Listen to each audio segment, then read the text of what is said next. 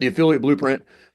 Here's what I got for you guys. I've got one goal for you today, and that is simply to show you what phase you are in, right? Because um, I know just as well as anybody that a lot of times affiliate owner kind of, I'm going to date myself here. Affiliate ownership can feel like this, right? If you guys are old heads like me, you guys remember this drawing, which is like how to snatch.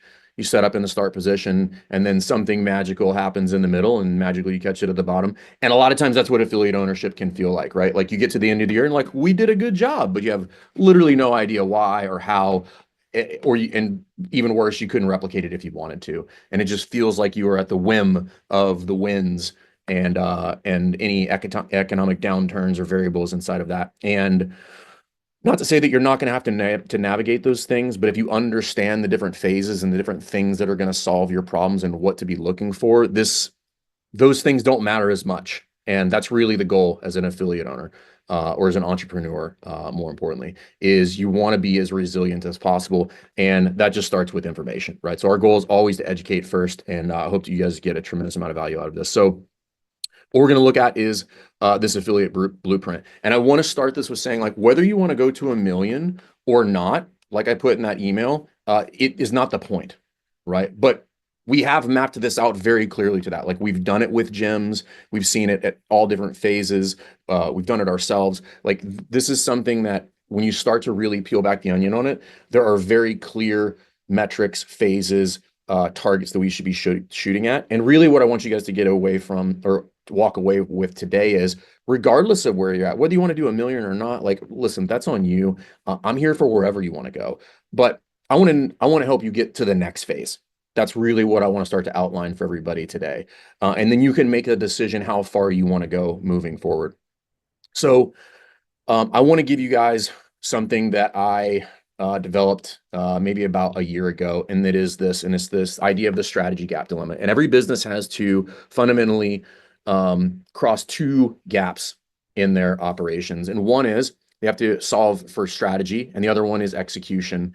And the one that really matters is strategy, right? And everybody knows this. So you could be executing at a super high level and then just doing all the right things. But if you're going in the wrong direction, it doesn't matter how well you execute. And you'd be shocked how many businesses aren't operate in some instances for their entire lifespan with no actual understanding of what their strategy is. Right. So understanding there's a difference between strategy and execution. You really need to be good at both. But even if you were good at execution with no strategy, ultimately you will fall short of whatever that target is for you. So, in order to solve that, in order to leap the strategy gap, you have to be able to answer these three questions, right? So, what business are you in? What game are you playing? And what do you do? And what I will tell you guys is I went through this exercise quite literally for months for myself before I started figuring out. And then I started applying it to different businesses, like random businesses, to try to figure out if the theory would hold. And what's important about these three questions is most people confuse what they do with what business they are in, and almost nobody knows what game they are playing. And this creates obviously a problem because strategy is by definition is how I get to the desired end state. Okay. And we need to start with, hey, what game are you playing? So I'm just going to kind of give you guys this answer. Right? We'll kind of skip to the punchline here, which is the business that you guys are in is professional development and retention, right? So if I go to this next slide, right, like, but we're in the retirement business. If I think about best hour, right? If we do our job, we should be setting you guys up to retire. And it took me a long time to figure that out. Like I thought we were in this, I thought we were in the, you know, the gym coaching business, right? And a lot of gym owners go through the same thing, the same issues. And when I realized that, 100% of us will exit the business eventually, that reframed how I thought about what we do, how we work with people, what we should be helping them solve. And this is really important to us, right? Because I've had my affiliate I'm going on 16 years, and there's a bunch of affiliates in this thread that are over 10 years. And all of you will exit the business eventually. Okay. So the issue is where you exit matters, right? If you exit way down here, that's totally different than exiting if you're over here. And we want to start laying out the groundwork for that because when I gave this first talk, um, which is kind of the precursor to this about exiting the business in Jersey. One of the things that I was talking about is that like we're all going to exit and we have to start planning. And once you figure out all of the things that you need to solve for, then it's a 3 to 5 year odyssey to get to the exit point. So we can't even map out how long it's going to take before we figure out where we're at on here and what problems that we have to solve. So I'm going to start outlining that for you guys today. Okay.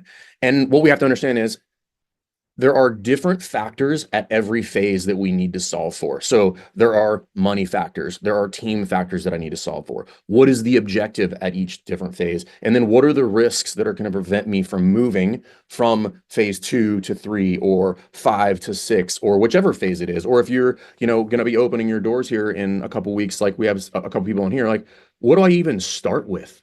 Like what's going to prevent me from even getting to the start line? And if you know those things, well, then we can start to, hey, okay, there's different problems.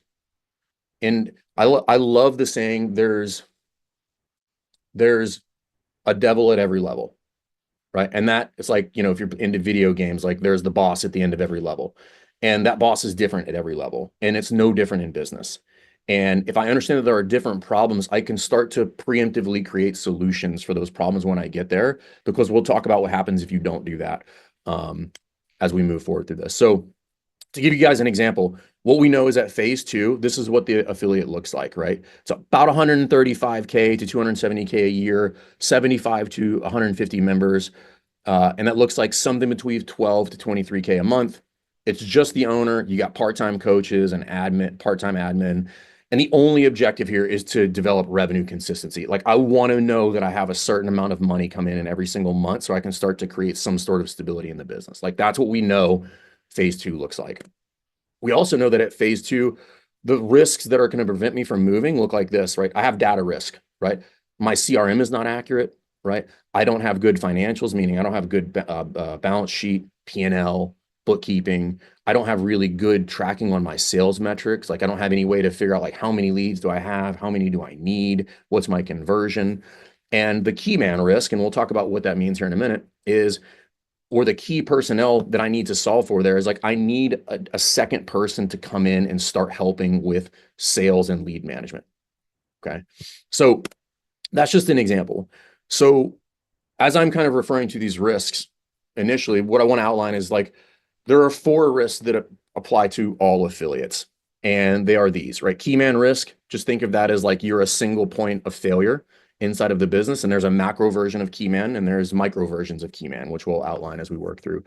Key customer risk is referring to if you have a small percentage of your member base that accounts for an outsized percentage of your revenue. So for instance, if you have 5% of your member base that accounts for 30% of your revenue, you can see how that would be a risk. And we see this a lot with gyms that are really heavy in PT. And I've got no beef with PT, right? But understanding the risk that combination presents to you is either going to be very helpful to you or very harmful to you.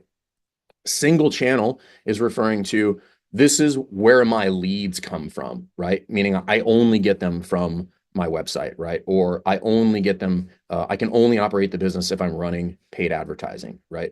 But I have to start to diversify where I'm getting my leads from. And there's a lot of ways to do that. And then data risk is kind of what I referred to earlier is like, do I know the language of business, which is accounting, your CRM, all of those other things? And can I speak to things like, what is my gross profit? What is my lifetime gross profit? What is my lifetime value? What is my length of engagement? What is my actual churn? And how do all of those factor in and how do I make decisions? So if I understand what the risks are, I can figure out where and how they will apply at different phases. And it will tell me what things I'm going to need to upskill on as I work through. Okay. So the big thing about risk is what we all want to know is where and when, right? So I want to know where the risk is going to happen and I want to know when it's going to happen. And if I have that, then I can start to map out my plan for that. So I want to walk you guys through this and we're going to walk through it with the different components inside of there. Ricky, what you got something in there you want to chat on now? You can come off mute. No, sorry, man. I didn't mean to do that. I just like You're fired, Apologize. Ricky. Yes, I there's love you. anything. You're handsome, but but you're fired. All right. So let's walk through the blueprint. We're going to do this in different phases. So, wrong direction.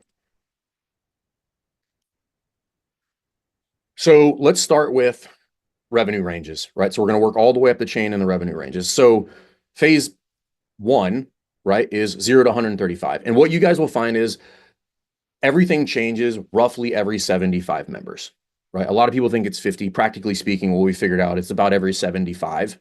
And we'll talk about why that's the case. So phase two, 135 to 270, right? Going from about 175 to 150. And again, these are not exactly precise. They are ranges, but they're pretty accurate.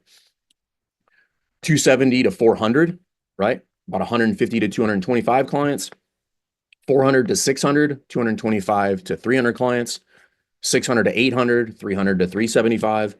And then once we get into phase six, we're just talking, 375 to 450 or 400 plus. Okay. So that's what those ranges look like. And I've applied this to hundreds and hundreds of affiliates, and it holds true.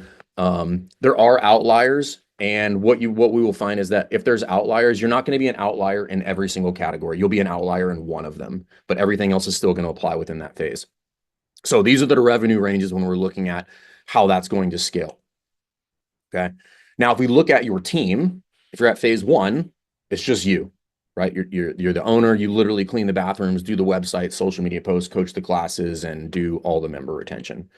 Once you get into the second phase, then it's owner, and then it's all part-time folks, right? I've got part-time coaches, I've got part-time admin, but there's nobody who can really commit any sort of serious time for a number of reasons.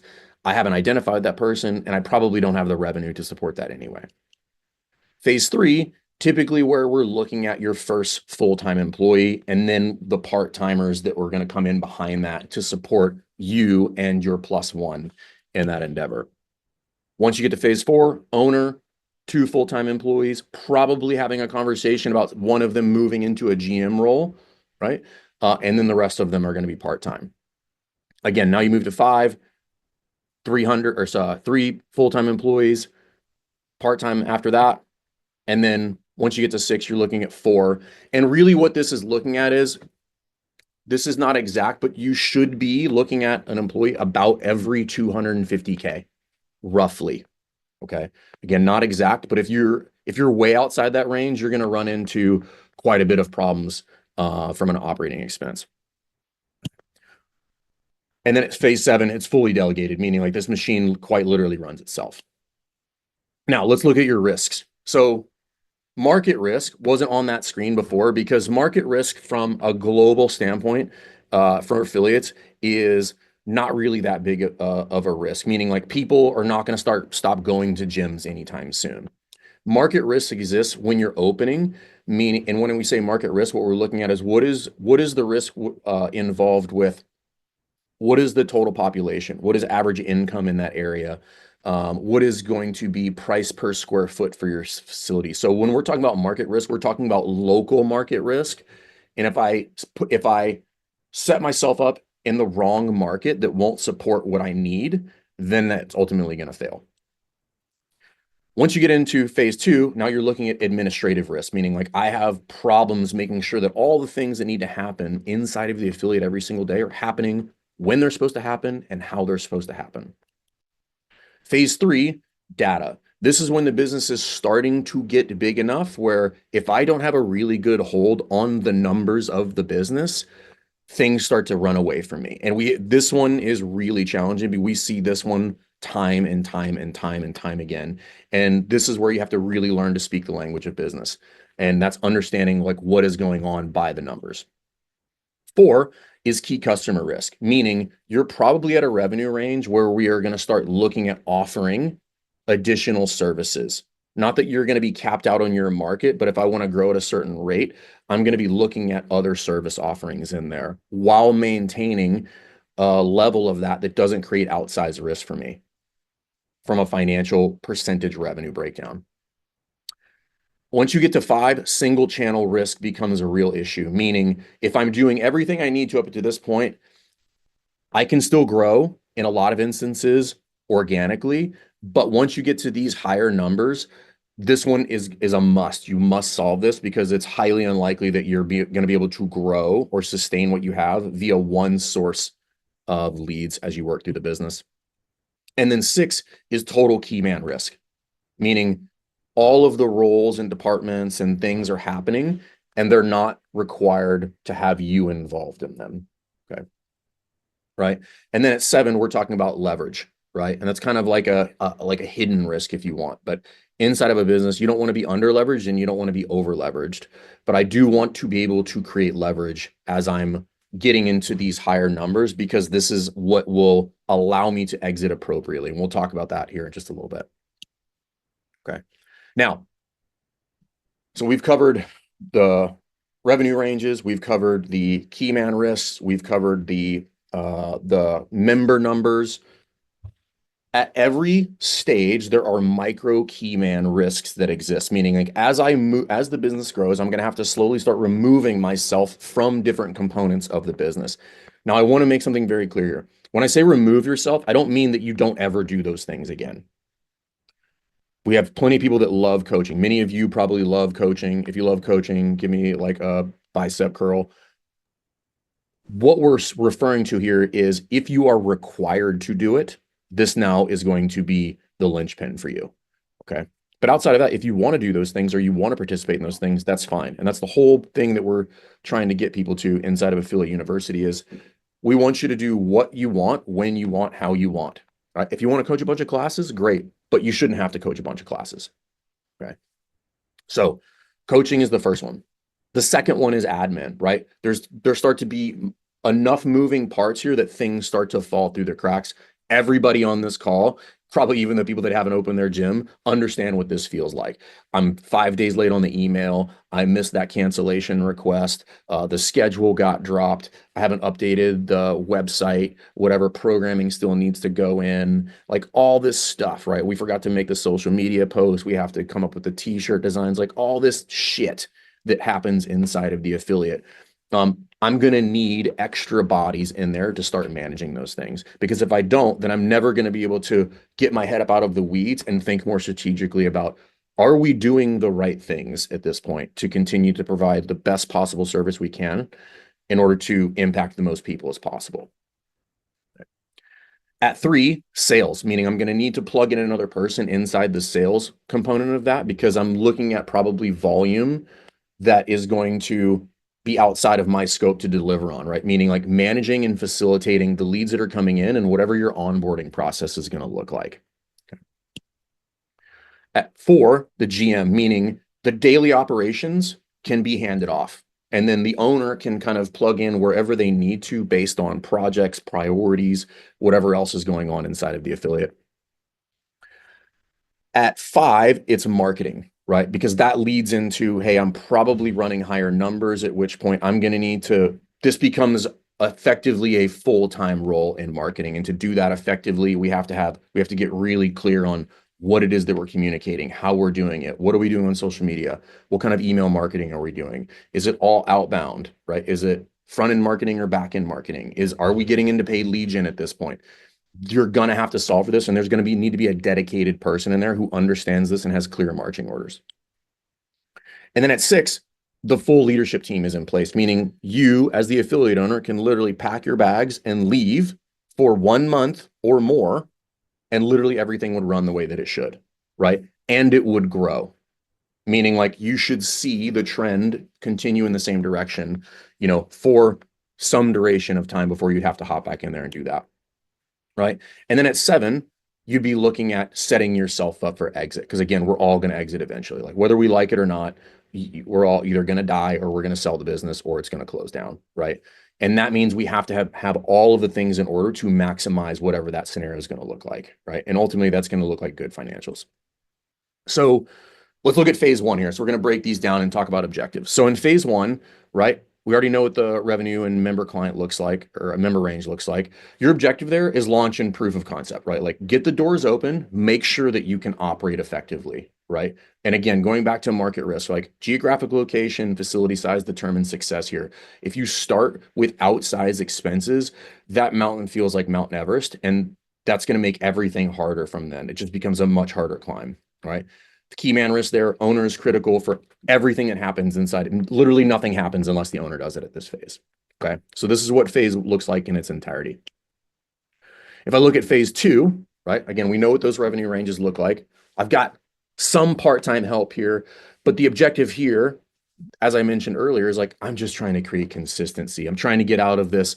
I'm at 12K this month, and then I'm at 8K 3 months later. And I have these wild swings inside of my revenue that don't allow me to bring on part-time staff, to pay myself consistently, to start to invest in different, maybe it's software stacks that I'm trying to operationalize my business.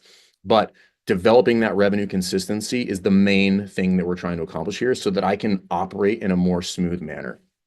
Right. And again, administrative risk, making sure that all of the things happen when they're supposed to happen is the micro key man risk that I have to solve for here.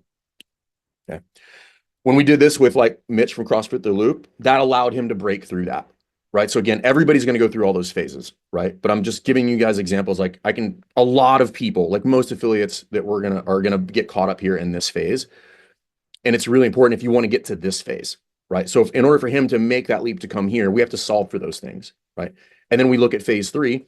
And now what you're looking at is stabilization of operations, right? You're probably looking at a full timer here because you're doing, over $250,000, upwards of 400K, pushing into that high hundreds mark, right? Which means there's a lot more going on. There's more people that need attending to. There's more things that happen. There's more stuff that breaks. And this is where data risk comes into play. Mastering your CRM, making sure that you're looking at the right things, that the numbers are accurate, and that you know how to manipulate them, right? I know how to improve churn. I know how to improve conversion. But if I want to improve conversion, I would need to know an accurate conversion rate before that, right? And the key here is we're looking at that sales and lead management, right? Because now, again, we have a larger operation. The needs to grow the business will start to grow, at which point you're going to need another body in that seat. And that will typically look like two people kind of managing the sales role and managing leads as they come through. Okay. Now, if we go to phase four, right? You're looking at a bigger gym here, right? So you're looking at 225 to 300 clients, right? Bigger revenue targets. You probably have like a decent team here of full-time and part-time. And the objective here is improving profitability and creating efficiency, right? So efficiency risk is kind of woven through this entire thing, right? I'm trying to always create efficiency and remove bottlenecks, right? Bottlenecks from people being able to do their jobs, right? Bottlenecks from people being able to have access to the right information so that they can do the right thing at the right time for the right people. Okay. And again, this is where key customer risk comes in. And I'm like, hey, looking at, okay, I'm getting to the point where maybe I'm looking at some sort of occupational or occupant capacity here, meaning like I'm pushing the margins on what we could facilitate inside of the facility, maybe, right? And looking at, okay, I can either go to new markets or I can look at offering more services to my current clientele. Okay. And then really thinking through what should that look like? Is it a nutrition program? Is it a master's program? Is it personal training? All of those things are on the table, but I have to figure out which one of those aligns most with what we want to do and gives me the greatest opportunities for success. Okay. And at this point, the key man risk is owner full transition out of the operations so that the GM can run that. Okay. But that efficiency risk is streamlined because this is where most gyms become really financially leaky because there's a decent amount of money inside of the business and it's easy for those dollars to just disappear. You're like, I don't know how we spent an extra $2,500 last month, but it was there and we could, so it kind of like disappeared into the ether. And it happens. I've seen it time and time again. I've done it. And knowing that will help me start to fix things prior to that so that I can make sure that this doesn't get really choppy once I get into the next phase. Again, another example, Brian and Gabby at Midstate CrossFit really spend some time in here getting into all of this and fixing this so that they can break through that and move to the next level. So phase five, this is what I would consider like a big gym, right? You're pushing, at the top end of this, like towards $1 million, really good revenue numbers, owner, 3 full-time, and then a bunch of part-timers. Now what your goal is is to build a really good performing team. You're starting to shore this up so that the business starts to mature and can stand on its own 2 feet, absent of the owner. Okay. And in order to do that, the single channel risk is going to be something that I'm going to have to solve, right? That organic growth is going to slow. Paid acquisition starts to become critical here in most instances, not everything. And that marketing and sales role is going to need to be solidified, and you're going to have to find somebody who's going to be able to do that for you. Again, we did this with Allison when they came in. They were crushing, and these are things that they had to fix. And they now have at least 4 time coaches there, if I remember correctly, managing all of that. And Jason and Allison are still kind of plugged in there, but like they're not really necessarily needed for the daily operations of the business. But they came to us at that range and then broke through that because we addressed these things in order to give them the opportunity to continue to grow. And then phase 6, right? This is the one, most of us are probably chasing, which is like, hey, like I want to get to this. I want to run a killer gym and I want this to be fun. Again, objective, you're developing scalable offerings, right? Meaning the team is now developing things inside of the business, right? It's not always reliant on me to come up with a new idea or to revise systems and processes or to come up with the plan for the year. The team now does all of this. They're skilled, they have the tools, they have the direction, and they understand what needs to be done and when, right? And that requires that multiple people inside of that are armed with the right tools and the right information. Okay. And at this point, you're probably looking at things like capital leverage risk, meaning you're probably going to, at least, if not having thought about this sooner, looking at, are there assets that I can now acquire? Meaning, like, can I buy the building? And then that ultimately helps me leverage exit even more moving forward. But at this point, you have revenue to support it. The old saying is like, hey, the bank's not going to lend you, bank doesn't lend money on a rainy day. They're only going to lend you money when it's sunny outside. When things are going well, I'd recommend all of you, this is when you're going to look at leverage, whether you think about yourself as the bank, right? Leveraging your own assets, or going out and looking at other capital opportunities that you might have, because these are now the things that are going to help you grow. Right. And then phase 7, like this is just optimizing for exit. And again, I told you guys earlier, what we're looking at is like, once you've identified all of these, 3 to 5 years, right? 3 to 5 years to put a good team in place, maximize the numbers inside of there, and then find a buyer, right? Everybody forgets about that. It's like, simply because you have a great offering doesn't necessarily mean you have a buyer, right? So really thinking about this on a much longer time horizon will allow us to operate more effectively and more maturely as we work through these different phases.